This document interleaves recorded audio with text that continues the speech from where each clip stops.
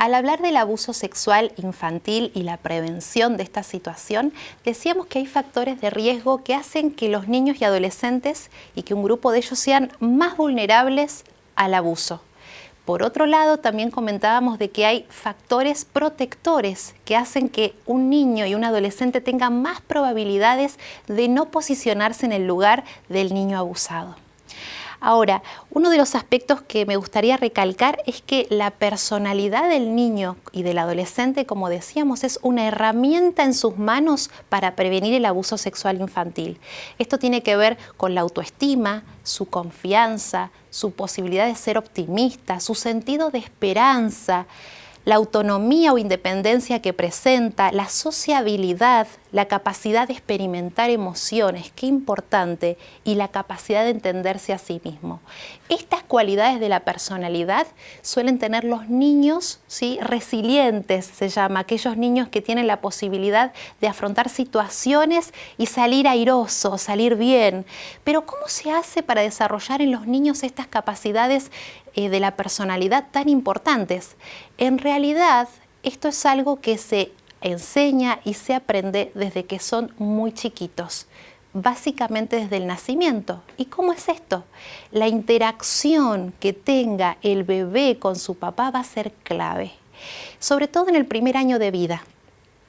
Un bebé, el primer año de vida, aprende si el mundo va a ser un lugar hostil o un lugar agradable en el cual vivir. ¿Y de qué va a depender eso?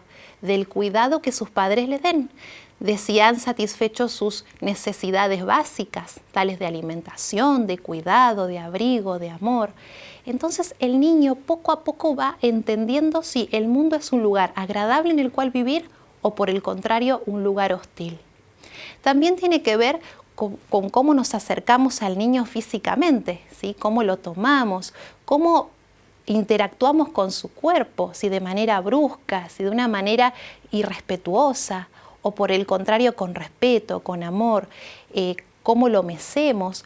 Todo eso va sumando y de alguna manera va creando ya en el niño una idea acerca de sexualidad.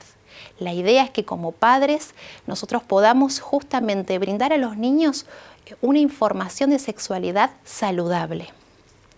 Quiero presentarles acá y de una manera práctica y sencilla cómo funciona esto. Acá tenemos la mamushka, conocida como la muñeca rusa, donde está formado, hay una muñeca más grande que simbolizaría el adulto, que fue creciendo desde muy pequeño hasta llegar a la adultez. Ahora, las vivencias que nosotros tengamos de pequeños, las vivencias infantiles del primer año, como decíamos, como así también las cosas que vayamos viviendo a lo largo de nuestra vida, van a ir quedando integradas en nuestra memoria, consciente o inconscientemente, ¿sí? Eso va a formar parte de nuestra identidad. Por eso es importante cuidar las vivencias infantiles. Y algo interesante también, un adulto, ¿sí?, cuenta con membranas de protección. De alguna manera las experiencias, las vivencias que ha tenido ha hecho de que pueda cuidarse de una manera distinta. Un niño pequeño, y cuanto más chiquito es, no tiene esa membrana de protección. Y en el caso del abuso sexual infantil no lo sabe, porque como decíamos, él no sabe acerca del abuso sexual infantil, no sabe que hay personas que quieren dañarlo. Entonces, ¿quién es la membrana de protección? El adulto. Es el adulto el que lo va a cuidar. Entonces, importantísimo que podamos cuidar nosotros las experiencias tempranas, las primeras, y luego en el desarrollo de la vida hasta llegar a la adultez. Tengamos en mente esto porque vamos a volver en otro momento también sobre la muñeca rusa. Ahora, cuando son más grandecitos, ya es importante hablarles de una manera más directa. No tengamos miedo de hablar, ¿sí? Tratemos de ser explícitos, tratemos de ser naturales, ¿sí? Si bien no es un tema que lo solemos hablar tan abiertamente, hoy en día cuesta, o a veces también podemos llegar a pensar de que los niños ya saben, pero la realidad es que los niños no saben. Los los niños no saben cómo cuidarse, qué recaudos deben tomar, entonces es el adulto el que presenta esta membrana, como decíamos recién, de protección. En primer lugar, es importante hablar con los niños, tanto los padres como los docentes, ya cuando estamos en edad de escolarización, hablar acerca del cuerpo como un regalo de Dios, ¿sí? Como algo personal que hay que cuidarlo y es justamente algo que los demás no deben violentar ni tocar en el caso que el niño no quiera. Cada parte del cuerpo por su nombre. Qué importante esto, ¿sí? El niño debe poder verbalizar cómo se llama cada parte de su cuerpo, incluyendo las partes íntimas. ¿Por qué? En el momento que el niño necesite ayuda, o en el caso de que esté pasando por una situación donde algún adulto lo esté tocando indebidamente, va a poder decir con propiedad esa parte a la cual le están haciendo daño. Es muy importante. Además, el hecho de poder mencionar cada parte por su cuerpo le da un valor, ¿sí? Y una importancia al cuerpo como diseño de Dios. Importante el pudor. El pudor se va desarrollando desde que son muy pequeñitos, ¿sí? Los padres, la recomendación es no cambiarse frente a sus niños, ¿sí? A enseñarles a golpear la puerta cuando van a ingresar a la habitación de sus papás.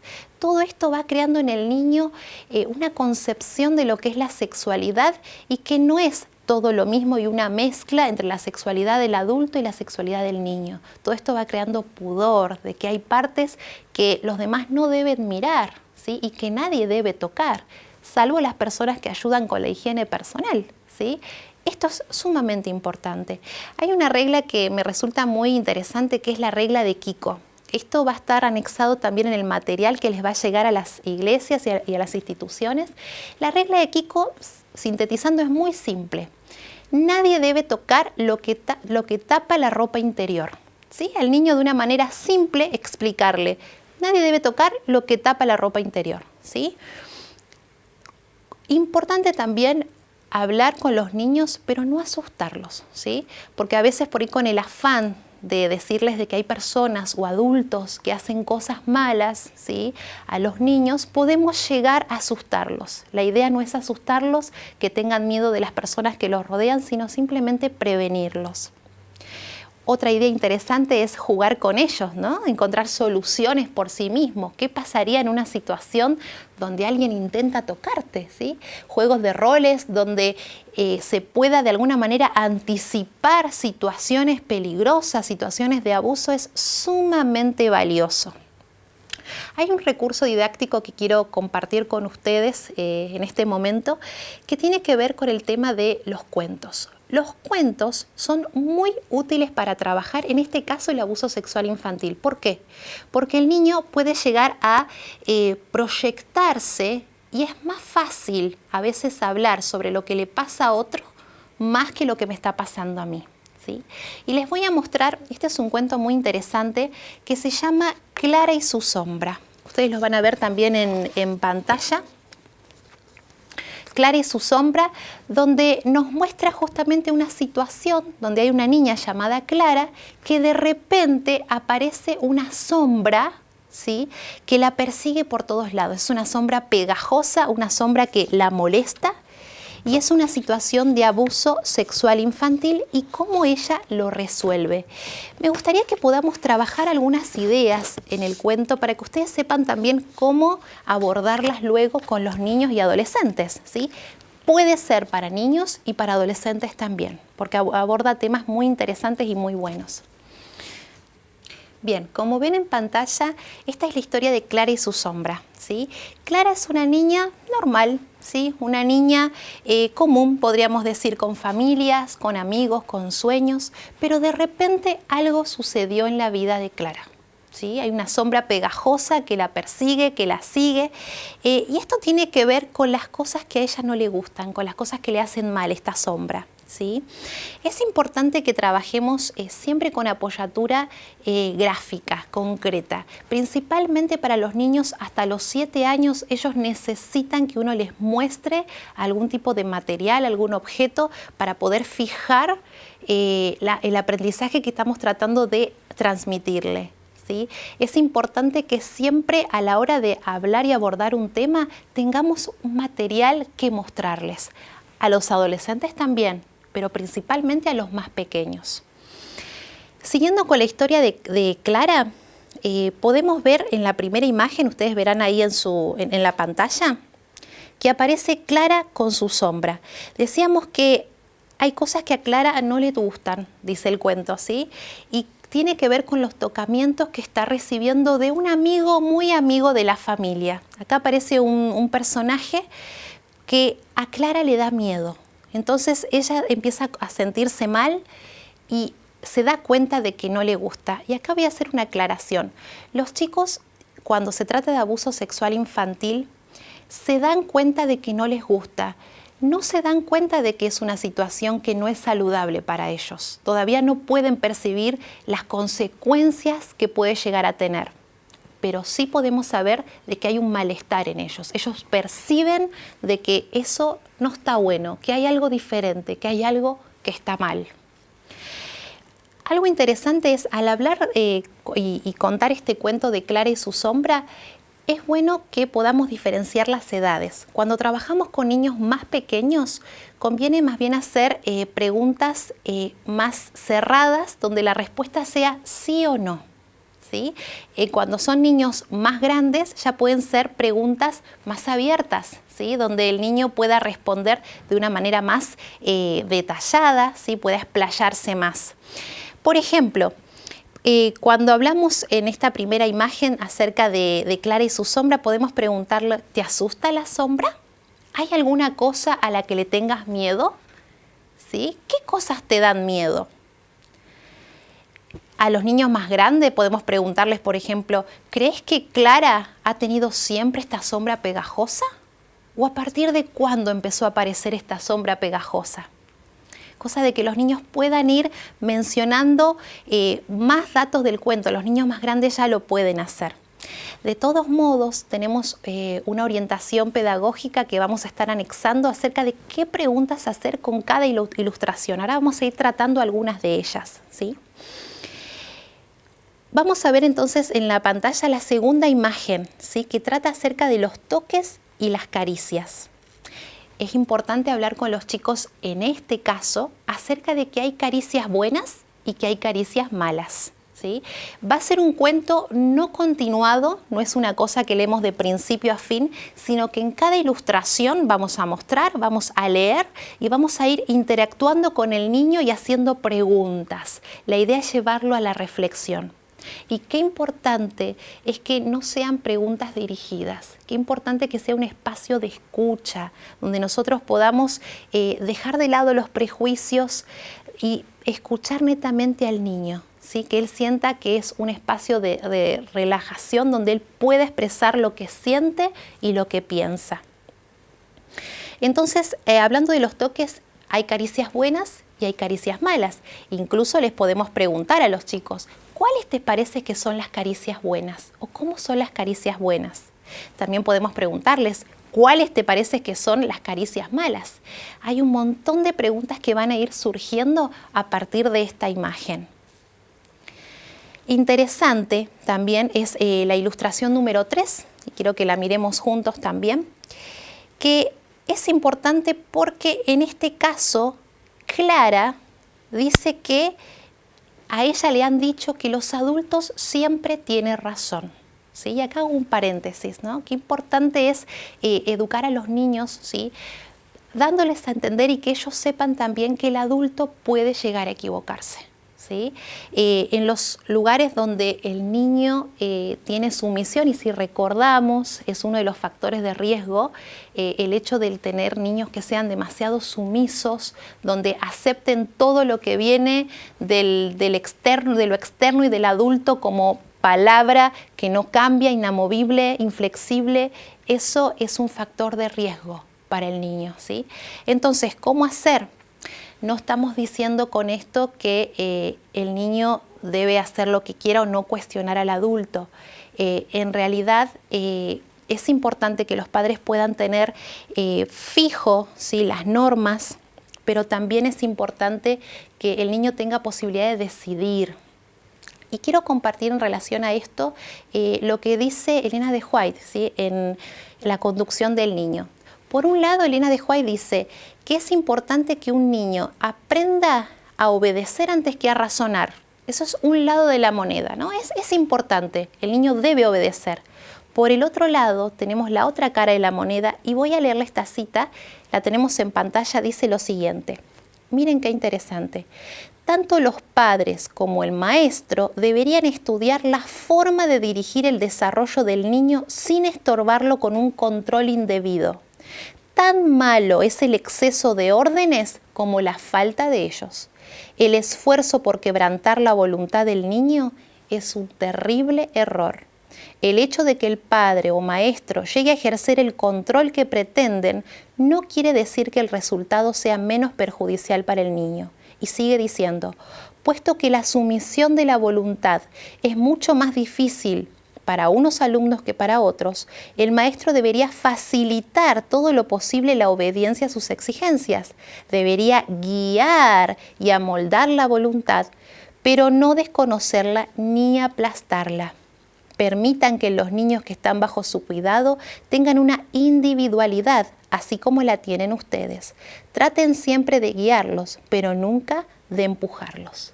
Esto se encuentra en la conducción del niño, páginas 197 y 198. Y también voy a compartir con ustedes esta otra cita que está en la educación, que es bien cortita. Dice, la obra de la verdadera educación consiste en educar a los jóvenes para que sean pensadores y no meros reflectores de los pensamientos de otros hombres.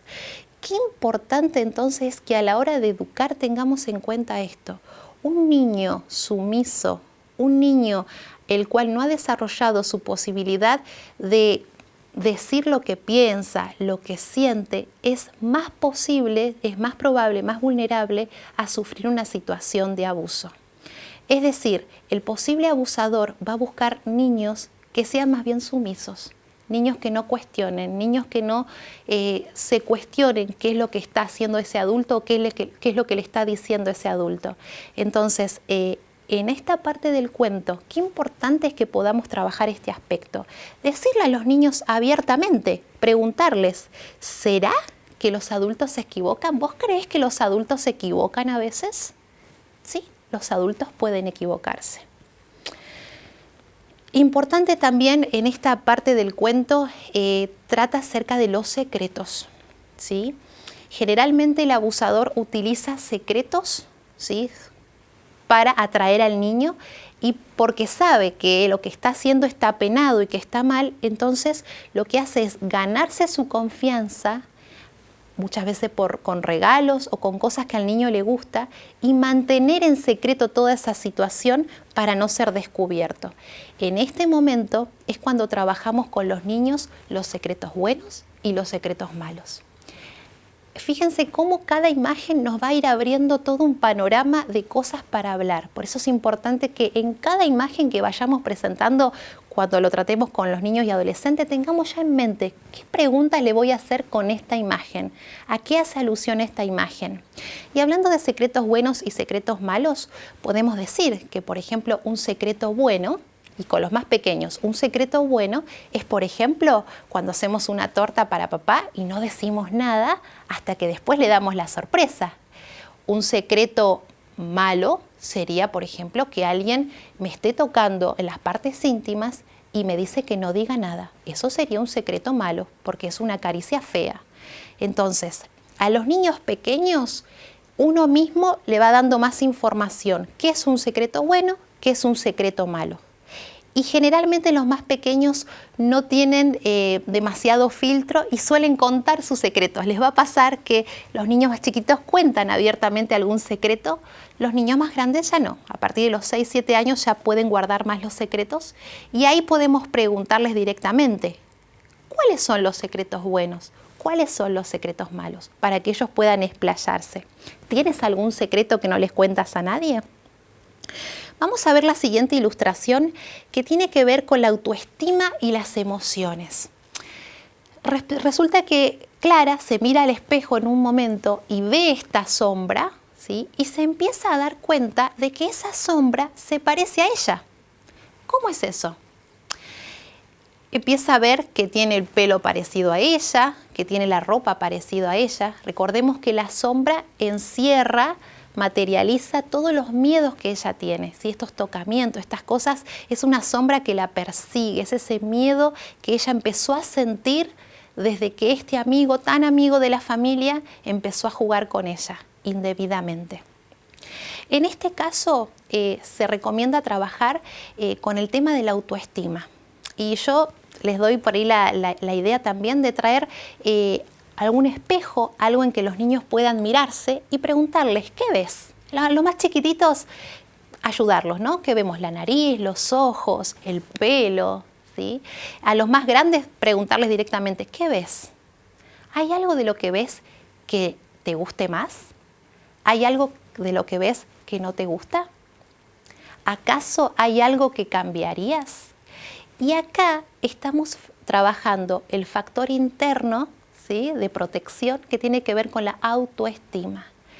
Un niño con buena autoestima va a ser menos propenso a un abuso sexual infantil.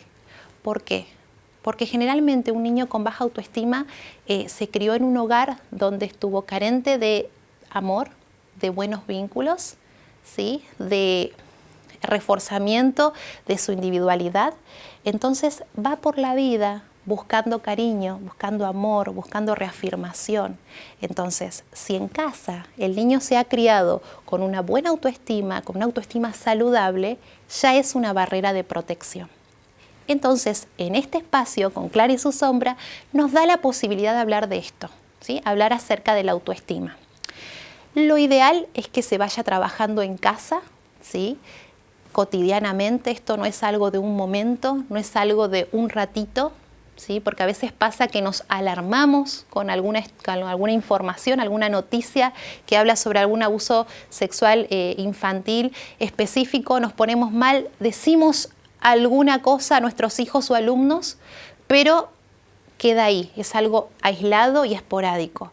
Esto debería ser una cultura de prevención, ¿sí?, que continuamente podamos hablar con los niños acerca de estas cosas, ¿sí?, y reafirmar. Por un lado, como decíamos, los factores internos, su autoestima, su autonomía, expresar sus emociones. Por el otro lado, el cuidado externo, con quién estoy, no a las caricias, la regla de Kiko, como decíamos hace rato. Van interactuando las dos cosas, factores internos y externos, para lograr una prevención eficiente. Hablando de las emociones, es muy importante porque esto nos da la posibilidad, en esta ilustración del cuento, nos da la posibilidad de hablar acerca de las emociones, ¿sí? Y con los niños más grandes podemos hablar de las 4 emociones básicas, que son la rabia, el miedo, la tristeza y la alegría. ¿Por qué es importante las emociones? Acá voy a hacer una salvedad. Las emociones son importantes porque de alguna manera nos ayudan a darnos cuenta de que algo está bien o está mal. Es decir, si algo me da tristeza, si algo me da enojo, es porque algo no me está haciendo bien. Entonces, un niño que no ha aprendido a desarrollar sus emociones, a encontrarse con sus emociones, a reconocer sus emociones, va a ser más propenso también a abuso sexual infantil. Entonces, preguntar continuamente cuando trabajamos con el cuento, ¿sí?, acerca de cómo se sienten ellos, si ellos creen que a Clara le gusta mirarse al espejo, si no le gusta, continuamente ir desarrollando emociones. Y en este caso hablamos para los papás también, en casa también. ¿Cómo te hace sentir esta situación?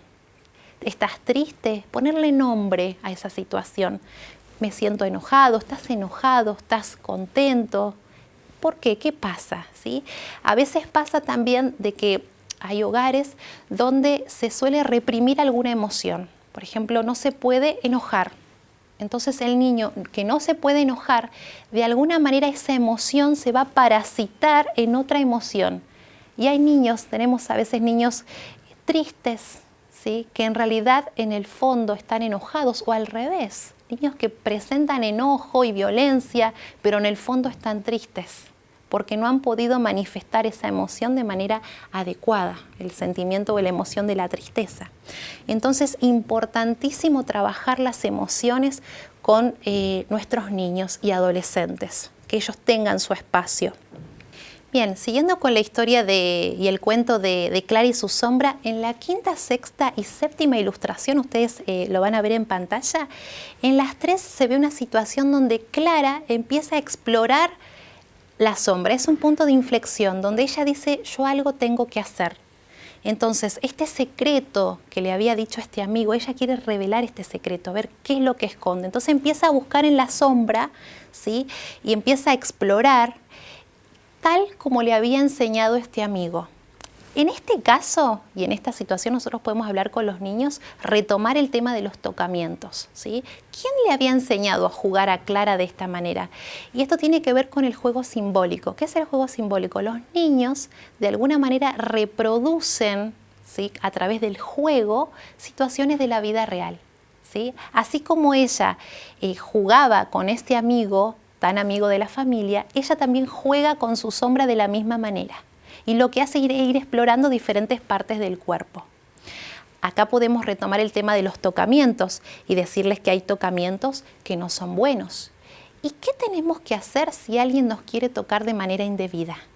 Y esto es importante. Decir no, huir y pedir ayuda. Es importante que los niños puedan distinguir qué tocamiento está bien y qué tocamiento es malo.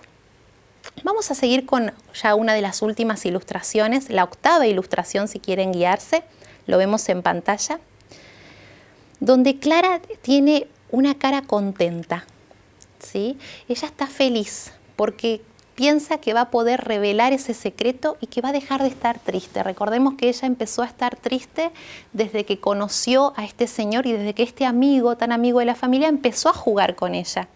Entonces ella siente el poder y la confianza de que puede hacer algo al respecto. Y esto es importante también. Hablamos que dentro de los factores de protección internos está la posibilidad de que el niño tenga esperanza, ¿sí? De que tenga esas herramientas de saber que él puede hacer algo al respecto y que no es solamente víctima de la circunstancia. Eso es algo que se va a ir fomentando desde muy pequeños, eso de que yo puedo hacer algo para cambiar la situación. Y es lo que le pasa a Clara. Ella dice, yo no puedo seguir con esto y puedo hacer algo, el puedo, ¿sí? Y en este caso es importante transmitir confianza, ¿sí?, en que ellos pueden hacer cosas, de que ellos tienen posibilidad de hablar, que tienen posibilidad de cambiar la situación que les toca. Y acá podemos recalcar de que el adulto está para lo que el niño necesite. Incluso en el mismo cuento, si al terminar decirle, bueno, hay que buscar personas de confianza con las cuales podamos estar seguros y tranquilos y contar con ellas. Nos va dando un montón de situaciones y se van a ir dando cuenta al leer el cuento, situaciones y posibilidades de hablar con los niños. Aprovechemos cada una de ellas. Vemos la otra ilustración que en un momento Clara está arriba de la cama jugando y se abre la puerta. En este abrir de puerta entra la mamá y la ve a ella que está jugando, ¿sí? Si pueden ver ahí en la imagen, y le dice qué está haciendo, ¿no? Y ella está llorando, está triste, está llorando y se da cuenta que la sombra empieza a desaparecer. O sea, ¿qué estamos hablando con esto? En ese momento, cuando la madre entra, de alguna manera ella se da cuenta de que puede confiar en su mamá, de que hay una persona segura y que la mamá al verla llorar, ahí se da cuenta de que algo está mal. Y qué importante es la mirada del adulto, porque muchas veces cuidamos un montón de situaciones para que los niños y los alumnos estén bien, pero se nos escapan situaciones menores. Entonces, la mirada del adulto es sumamente importante, ¿sí? La mirada constante, saber qué está haciendo el niño, con quién está, quiénes son sus compañeros, qué actividades tiene. Qué importante esto. Entonces entra la madre, ¿sí?, y se ve en la ilustración una llave, ¿sí? Esta llave que está en la puerta simboliza que de alguna manera Clara comienza a abrir la situación en la que se encontraba encerrada, ¿sí? En ese miedo, en esa sombra pegajosa, pero ahora con esa llave puede abrir. Y esa llave tiene que ver con que la mamá la descubrió, la vio y a partir de ahí ella puede hablar, que es el vehículo principal para empezar justamente a sanar esta situación. Y termina el cuento de una manera muy linda, muy emotiva, donde Clara y su mamá se funden en un abrazo, ¿sí? Ese abrazo que transmite seguridad y protección. Y por eso es tan importante que el niño pueda contar con al menos una persona en quien confíe de manera incondicional. En este caso, le podemos preguntar al niño, ¿viste qué abrazo fuerte que se dieron la mamá y Clara? ¿Hay personas en las cuales vos confías mucho? ¿Quiénes?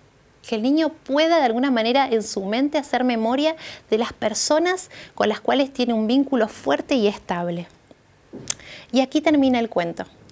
La idea es que podamos utilizar a través de las preguntas abiertas, como decíamos, para los más grandes, a preguntas más cerradas, más dirigidas para los más pequeñitos, podamos abordar diferentes temas. También hay otros recursos que tal vez me gustaría mencionar con ustedes, porque no solamente es hablar con el niño. Para poder llegar y fijar ideas, decíamos que es importante usar recursos didácticos que los niños puedan ver, manipular, y cuando el niño hace, es la mejor manera de aprender. Yo puedo decirle algo y lo va a recordar un tiempo, pero si él hace cosas y en ese hacer involucra emociones, es algo que no se lo va a olvidar más. Y quiero presentarles en este momento, ustedes ven aquí una pizarra.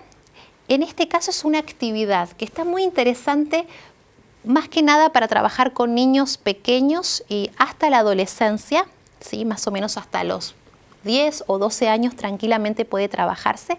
Esta actividad se llama Dame una pista. También va a aparecer en el material que vamos a anexar para ustedes, así que pueden leer también las instrucciones allí.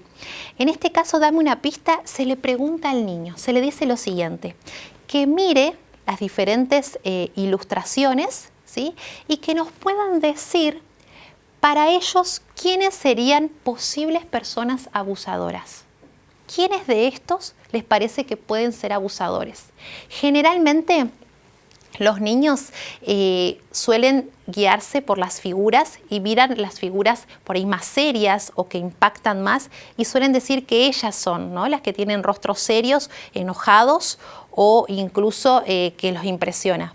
Pero la conclusión final es que en realidad uno no debe guiarse por las apariencias, sino que cualquiera de ellos podría ser un posible abusador. Esa es una actividad para hacer con los niños muy interesante. También otra cosa interesante es que los niños puedan diferenciar situaciones de abuso de situaciones que no son de abuso. Esto es también más para los niños un poco más pequeños. Acá mostramos, por ejemplo, hay un adulto y tenemos una niña, ¿sí?, que está en la cama y el adulto como que va a interceptarla. Diferentes situaciones, ellos deben acá discriminar cuál es una situación de abuso y cuál no y por qué. ¿Sí? Muy buena esta situación. Otra actividad interesante que tengo aquí para mostrarles a ustedes tiene que ver con qué partes del cuerpo son privadas y los demás pueden ver y tocar y cuáles no. ¿Sí? Entonces, en el caso, por ejemplo, tenemos un niño, una niña, ellos deben marcar, cada uno va a recibir las nenas de una nena y el varón de un varón en la ilustración, y ellos deben marcar con color qué partes son privadas. Esto está bueno para los más pequeños, ¿sí?, para los más chiquitos. Entonces, esto que tiene que ver con la protección externa, ¿sí?, con los factores de protección, lo podemos trabajar tranquilamente de esta manera. También podemos hacer sopas de letras, ¿sí?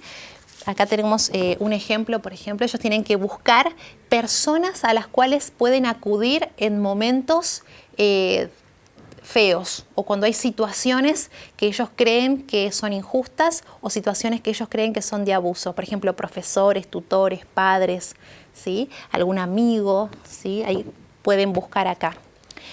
Otra actividad muy interesante, este es un juego que puede ser, por ejemplo, para repasar. También van a aparecer las instrucciones.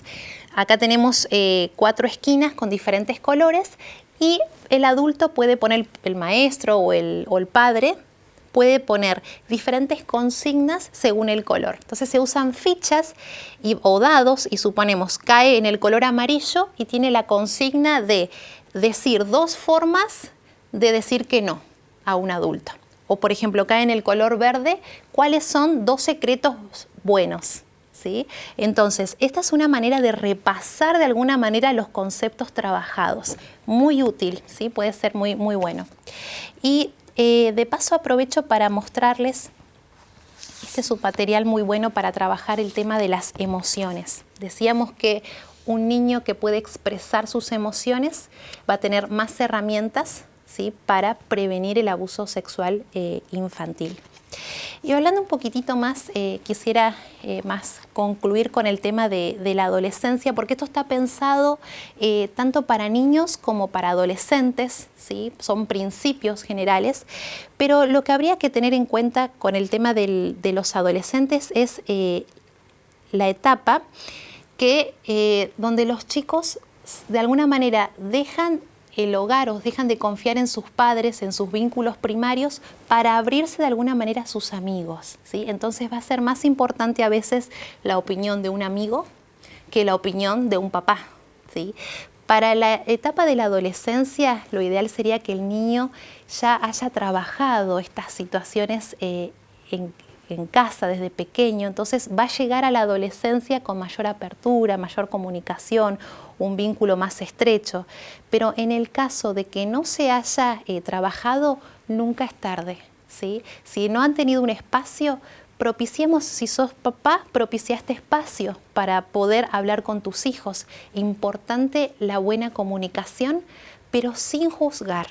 A veces suele pasar de que el adulto, principalmente el padre, suele hacer muchas preguntas, incluso ni siquiera dejando el tiempo para que el niño responda.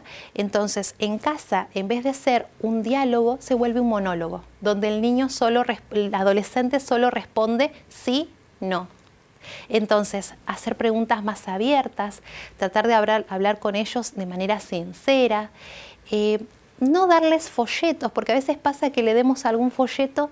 Lo ideal sería que nosotros, además de darle el folleto, podamos hablar directamente con ellos. Ellos tienen más información de la que nosotros creemos, ¿sí?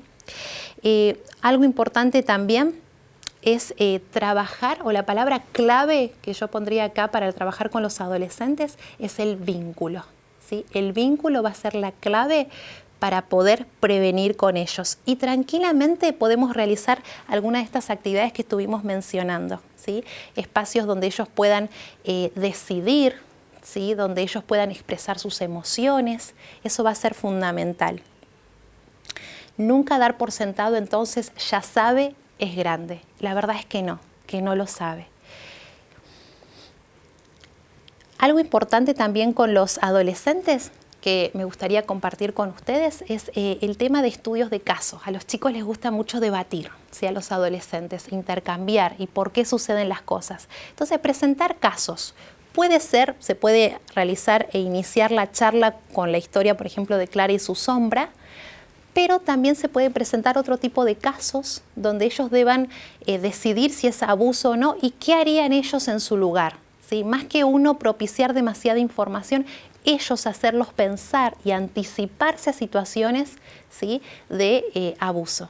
Pero sobre todas las cosas, que ellos puedan contar con un adulto, ya sea un padre o un maestro, con un vínculo amoroso. Eso va a hacer que el niño no tenga necesidad de estar aceptando propuestas que no son saludables, propuestas ya sean de regalos, ya sean de cariño, entre comillas.